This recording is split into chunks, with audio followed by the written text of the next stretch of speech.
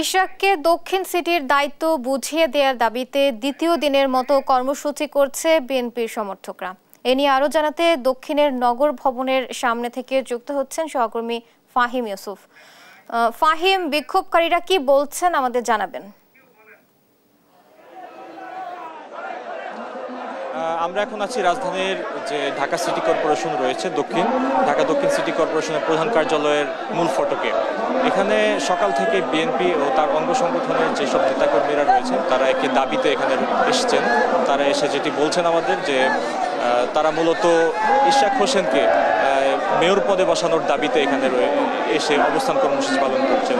এটি কিন্তু তারা দ্বিতীয় দিনের মতো অবস্থান কর্মসূচি পালন করছেন। তারা গতকাল এখানে এসেছিল। আমি যদি এই পাশের চিত্রটি দেখাতে চাই, যে আশপাশের যে মূল সড়কটি রয়েছে, মূল সড়কটি প্রায় বন্ধ হয়ে গিয়েছে নেতাকর্মীদের চাপে। সকাল 9টা থেকে কিন্তু নেতাকর্মীরা এখানে অবস্থান করছেন এবং তারা বিভিন্ন জায়গা থেকে এসছেন। যে তারা যেটি জানান আমাদের যে ঢাকা দক্ষিণের যেসব ওয়ার্ড এবং থানাগুলো রয়েছে তারা সেখান থেকে এখানে জড়ো হয়েছেন শুধুমাত্র একটি দাবিতে, যে ইশরাক হোসেন 2020 সালে যে সিটি কর্পোরেশন নির্বাচনটি হয়েছে সেই নির্বাচনে তারা যে ফজলানুর তাপসকে বিজয়ী ঘোষণা করে বিগত আওয়ামী লীগ সরকার, তো সেই যে নির্বাচনের যে রেজাল্ট সেটিকে বাতিল করে একটি গ্যাজেট প্রকাশ করে নির্বাচন কমিশন। তো নির্বাচন কমিশনের সেই গ্যাজেট অনুযায়ী তারা বিএনপি এবং তার অঙ্গসংগঠনের যে সকল নেতাকর্মীরা এখানে এসেছেন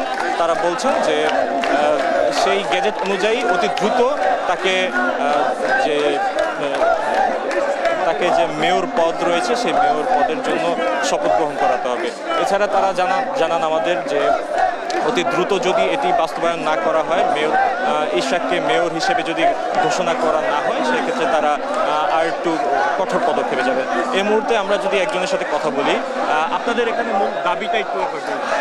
আমাদের এখানে দাবি হচ্ছে আমাদের মেয়র ইশরাক হোসেন সাহেব, উনি নির্বাচিত হয়েছেন, গেজেট প্রকাশিত হয়েছে, তারপরেও সরকার তাকে শপথ গ্রহণ করতে দিচ্ছে না। তিনি জনগণের সেবা করতে পারছেন না।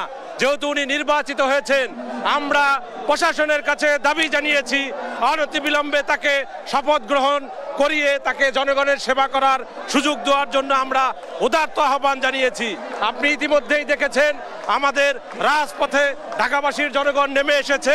তাকে যেন আমাদের অনতিবিলম্বে মেয়র পদের দায়িত্ব বুঝিয়ে দেওয়া হয় এবং তাকে যেন আমাদের এই ঢাকাবাসীকে সেবা করার সুযোগ দান করা হয়। গতকাল 24 ঘন্টার যে আলটিমেটাম দেওয়া হয়েছিল, সেই আলটিমেটাম অনুযায়ী এখন পরবর্তী পদক্ষেপ আপনাদের কি হবে? আমরা দেখেছেন ইতিমধ্যেই আমরা রাজপথে আছি, আমরা রাজপথে থাকব যতক্ষণ পর্যন্ত আমাদের মেয়র ইশরাক হোসেন ভাই তার ক্ষমতা বুঝে না পাবেন, ততক্ষণ পর্যন্ত আমরা ঢাকাবাসী তার জন্য আন্দোলন চালিয়ে যাব। যতক্ষণ পর্যন্ত তিনি তার দায়িত্ব বুঝে না পান, আমরা আন্দোলন চালিয়ে যাব ইনশাআল্লাহ।